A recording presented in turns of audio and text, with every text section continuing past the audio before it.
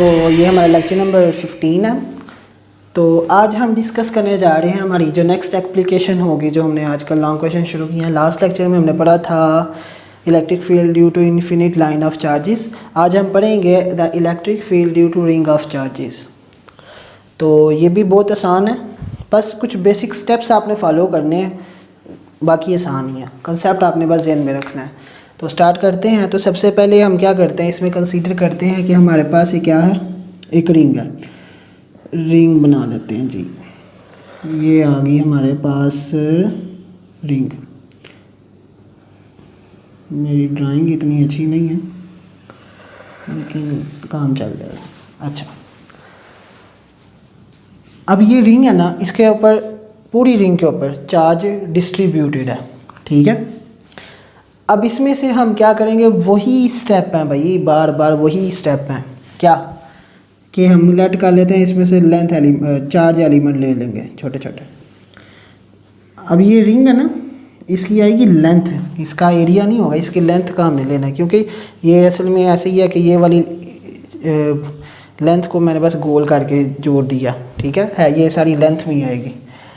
तो इसमें भी हम क्या करेंगे, दो लेंथ एलिमेंट्स ले लेंगे जिनका चार्ज डी क्यू होगा, यानी ये भी चार्ज डी क्यू, ये भी charge D Q. Next step क्या होगा हमारा, ये कह लें कि हमने एक पॉइंट पी है,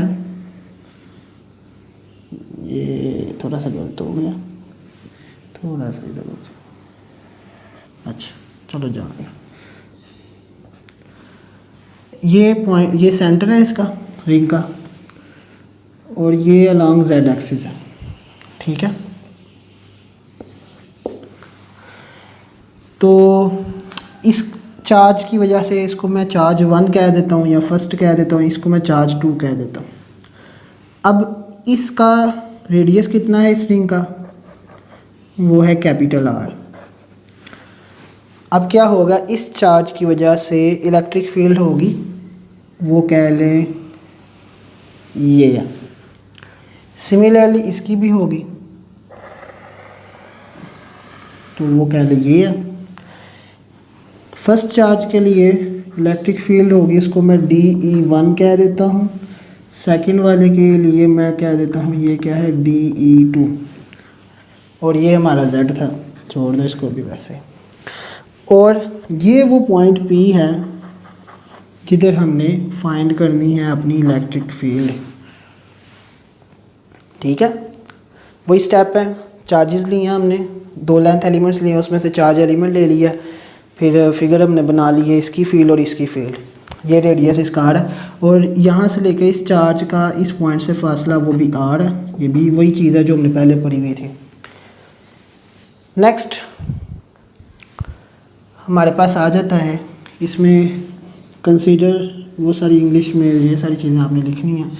अच्छा ये काम कर लेते हैं, इधर ही वो निकाल लेते हैं वैल्यूज़ मिसाल के तो, यानी मैं ना आर भी इधर निकाल लेता हूँ। तो अगर हम इस ट्राइंगल को देखते हैं, यानी ये एंगल लेते हैं, ये वाला थीटा, ठीक है।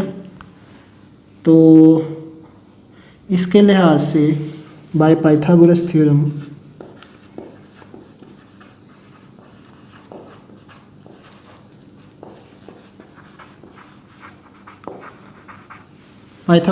के लिहाज से देखें तो हाइपोटेन्यूस इसमें क्या है, आर, क्योंकि ये एक राइट एंगल ट्राइंगल बन रही है, ठीक है। तो ये हमारे पास हाइपोटेन्यूस, ये हमारा परपेंडिकुलर एंगल, क्योंकि ये उसके सामने परपेंडिकुलर और बाकी बच की बेस। तो आर स्क्वायर हमारे पास बराबर आ जाएगा Z square plus capital R square. और इसमें हम निकाल लेते हैं साइन की भी वैल्यू, साइन थीटा। तो साइन थीटा किसके बराबर होता है, परपेंडिकुलर ओवर हाइपोटेन्यूस, यानी जेड ओवर स्मॉल आर। ये क्यों निकालें अभी हमें आपको पता चल जाएगा। नेक्स्ट हम क्या लेंगे, इसमें स्मॉल लेंथ एलिमेंट्स ले लेंगे, तो आ जाएगा हमारे पास, क्योंकि हमने ये लेंथ में आता है ये, तो ये होगा linear charge density. Linear charge density,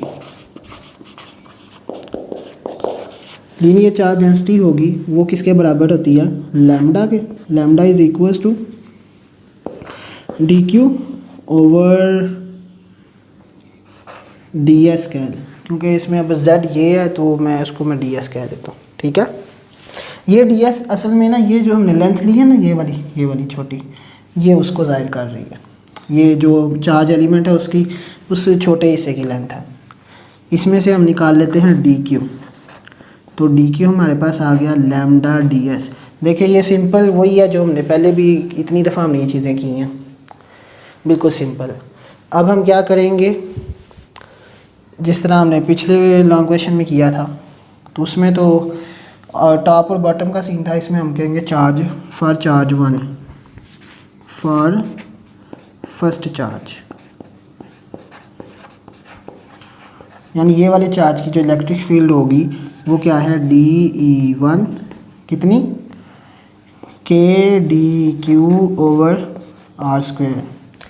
similarly for second charge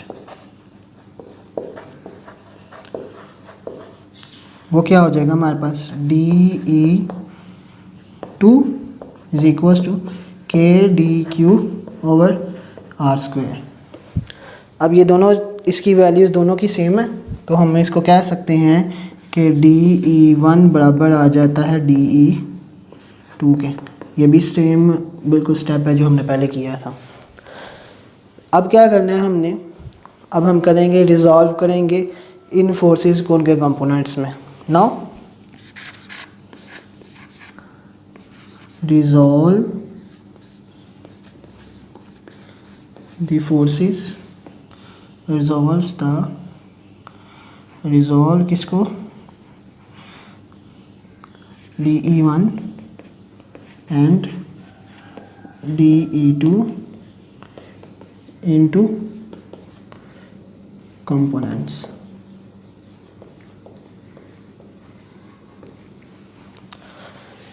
तो उसके लिए हम क्या करेंगे, ये जी आ गया हमारा एक्स एक्सिस।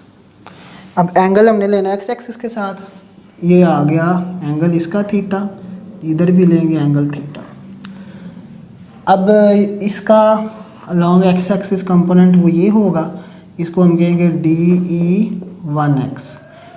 इसी तरह इसका हो जाएगा DE2x और y कंपोनेंट ये हो जाएगा, तो इस वाली साइड का ये होगा ऊपर की तरफ DE1y और DE2y। फिगर आपने समझते जाना है, आपके सारा खुद ब खुद हल होता जाएगा। नेक्स्ट अब हमारे पास कंपोनेंट्स में हम इसको डिवाइड कर दिया। अब लिख लेते हैं फॉर DE1, उसके लिए क्या आएगा dx DE1x, वो क्या आएगा DE1 cos theta. Similarly DE1y वो आएगा DE1 sin theta.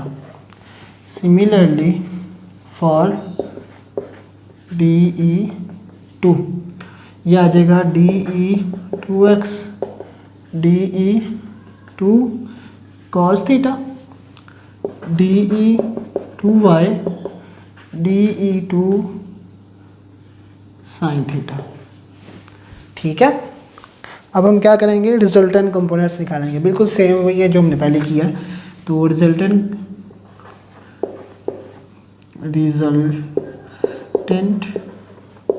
X components वो भाईजान क्या आ जाएंगे, यानी वो होगा हमारे पास DEX होगा और वो होगा क्या, दोनों के x कंपोनेंट्स को जमा कर देंगे तो ये आ जाएगा DE1x प्लस DE2x। इनकी वैल्यूज़ अब देखें ज़रा फिगर से, DE1x और DE2x क्या है, अपोजिट एंड डायरेक्शन में, तो इसलिए मैं एक को माइनस में लिखूँगा। ठीक है, तो ये आ जाएगा हमारा, इसमें वैल्यू पुट कर दें DE1 cos थीटा, DE1x की वैल्यू ये, इस तरह DE2x की वैल्यू ये माइनस ये DE2 cos थीटा। नेक्स्ट आ जाएगा हमारे पास DE1 cos theta minus DE1 cos theta. अब ये मैंने क्यों किया, क्योंकि हमें पता है कि DE1 बराबर है DE2 के, तो मैंने इस DE2 की जगह DE1 लिख दिया। ये दोनों जनाब कट गए, बाकी बच गया 0। तो ड्यू टू एक्स कंपोनेंट इसमें क्या होगा, जो हमारे पास इलेक्ट्रिक फील्ड होगी वो होगी 0 आंडा। नेक्स्ट आ जाएगा हमारे पास resultant Y component. Resultant Y component क्या है भाई, DE वाई ये हो जाएगा DE1 Y plus DE2 Y. अब इसमें देखते हैं फिगर में, जो हमारे पास है DE1 और DE2 वाई ये दोनों सेम डायरेक्शन में, तो ये दोनों पॉजिटिव लिख ली है मैंने, सिंपल। इसके बाद DE1 वाई क्या किसके बराबर है, DE1 साइन थीटा जमा DE2 साइन थीटा, बस वैल्यूज पुट करते जाना। अब इसमें वही रूल अप्लाई करना है, कौन से वाला, ये वाला DE1 बराबर है DE2 के, तो ये आ जाएगा हमारे पास DE1 साइन थीटा वैसे का वैसे, दूसरे वाले में भी DE1 ही पुट करेंगे। अब DE1 साइन थीटा, तो ये ओवरऑल आ जाएगा 2DE1 साइन थीटा। ठीक है, तो इस केस में हमारे पास क्या होगा, जो टोटल इलेक्ट्रिक फील्ड होगी वो वाई कंपोनेंट की वजह से होगी, एक्स कंपोनेंट की वजह से नहीं होगी। Now magnitude of electric field वो क्या आ जाएगी, DE का स्क्वायर एक्स कंपोनेंट का स्क्वायर जमा वाई कंपोनेंट्स का स्क्वायर, वो होगा DE एक्स और ये आ जाएगा DE वाई। तो वो क्या आ जाएगा, DE एक्स हमारा कितना था 0, और ये आएगा बस इसकी वैल्यू आ जाएगी, 0 ऐड करेंगे कोई फ़र्क नहीं पड़ेगा आएगा, तो ये इसकी जगह ये आ जाएगा 2DE1 साइन थीटा का स्क्वायर। अब दोनों तरफ स्क्वायर रूट ले लेंगे तो DE आ जाएगा हमारे पास 2DE1 साइन थीटा। ठीक है, ये मैंने क्या किया है, बस इसमें इनकी वैल्यूज़ पुट की हैं। DE1x ये है 0 है, और DEY वो ये है, उसका ये स्केल ही था तो स्केल रूट ले लिया, तो ये आ जाएगा DE की वैल्यू। यहाँ तक हो गया सिंपल स्टेप। अब आगे क्या करना है, ये हमने निकाला है किसकी वजह से, इन दोनों पैचेस की वजह से, यहाँ जो ये जो चार्ज एलिमेंट्स है इसकी वजह से इलेक्ट्रिक फील्ड है इस पॉइंट P पर, वो हमने निकाल लिया। अब हमने निकालनी है total for whole ring, simply क्या करेंगे, इंटीग्रेट कर देंगे, तो ये आ जाएगा इंटीग्रेट 2DE1 साइन थीटा। अब इसमें हम वैल्यूज पुट करेंगे किसकी, DE1 की, और DE1 किधर है ये, और साइन थीटा वाली वैल्यू, तो ये आ जाएगा हमारे पास, ये E के ही बराबर आएगा, चलें इसको बाद में लिख लेंगे। तो ये आ जाएगा हमारे पास 2KDQ over R square into sine of theta.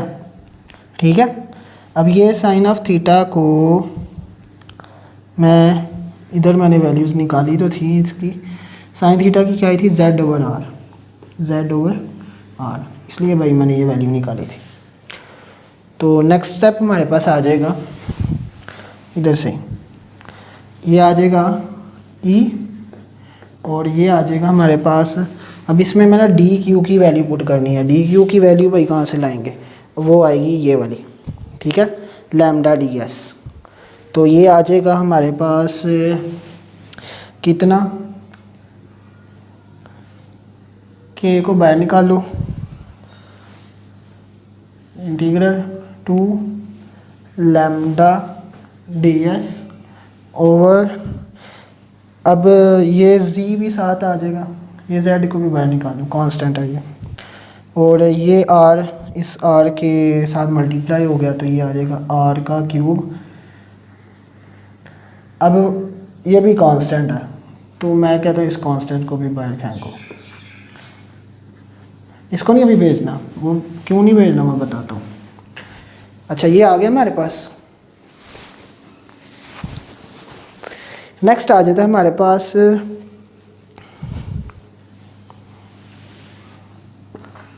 Is equals to, अब इसमें हम ना वैल्यूज़ पुट करते जाएंगे तो ये आ जाएगा हमारे पास कितना, के वैसे का वैसे ही z। अब हमने r की वैल्यू निकाली थी, r की वैल्यू आई थी हमारे पास ये यानी r स्क्वायर की, ठीक है। तो इसमें से जब अगर मैं r निकाल दूँ तो ये सारे का स्क्वायर रूट हो जाएगा यानी 1/2 हो जाएगी इसकी। तो इधर आ जाएगी 1/2 मल्टीप्लाई 3 तो ये आ जाएगा x नहीं z square plus capital R square की पावर 3/2। और इसमें ये जो हमारे पास टोटल वैल्यू है ना 2 पाई लैम्डा, इसको मैं ऐसे लिख सकता हूँ, क्या नाम है, ऐसे लिख रहे हैं फिलहाल 2 लैम्डा ds। अब हमारा क्या होगा, ये जो हमारे पास जो फैक्टर है ना ये होगा, इसमें अगर हम ds की बात करें तो ds हमारा इसमें बराबर होगा जो कि इन पैचेस की या थिकनेस यहाँ होगी वो कितनी होगी, वो हो जाएगा हमारे पास वैल्यू आ जाएगी k z over z square plus r square की पावर 3/2। और ये 2 वैसे का वैसे पाई और ये आ जाएगा लैम्डा वैसे का वैसे ही, ये इंटीग्रल है और ये आ जाएगा पाई आर। इस 2 को मैं इधर लगा देता हूँ तो ये आ जाएगा k z over z square plus r square की पावर 3/2। ये हमारे पास टोटल कितना आ जाएगा, ये हमारे पास आ जाएगा लैम्डा इंटीग्रल 2 पाई आर, ठीक है। या फिर इसको मैं ds भी लिख लेता हूँ अगर, तो ये हमारे पास आ जाएगा q के बराबर। ये टोटल जो हिस्सा है ये वाला किसके बराबर आएगा, q के, वो इससे हम निकाल सकते हैं, ठीक है। और इसमें ये जो हमारा फैक्टर है ये असल में ना हमारा ds के बराबर है, ठीक है।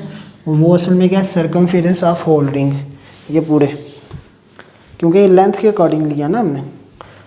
और इसको टोटल लेंथ को हमने जब लीनियर चार्ज डेंसिटी से मल्टीप्लाई किया वो हमारे पास टोटल चार्ज के बराबर होगा।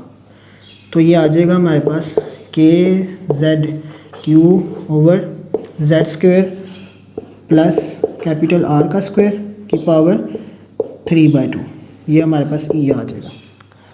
अच्छा ये हमारे पास वैल्यू आ गई electric field due to ring of charges at point P. अब इसमें एक स्पेशल केस है हमारे पास। स्पेशल केस ये है कि जब व्हेन जो हमारे पास ये डिस्टेंस आर जेड है ना, ये डिस्टेंस यानी ये वाला, ये पॉइंट पी के और इसके दरमियान डिस्टेंस ये हम ले जाते हैं बहुत आगे तक, यानी जो हमारे पास डिस्टेंस z है वो very very very greater than r। और ये r इसका जब स्केल लेंगे तो वो और भी छोटी हो जाएगी और अप्रोच कर जाएगी 0 को। देन ये क्या हो जाएगा के जेड क्यू। अब ये वाली वैल्यू को हम निगलेक्ट कर सकते हैं r स्क्वायर वाली को, ठीक है। ये स्क्वायर इसके बटे वाले के 2 के साथ काट गया तो z का क्यूब आ जाएगा, तो ये आ जाएगा z का क्यूब। ये कट गया इससे तो हमारे पास बच गया इज इक्वल्स टू के क्यू ओवर जेड स्क्वायर।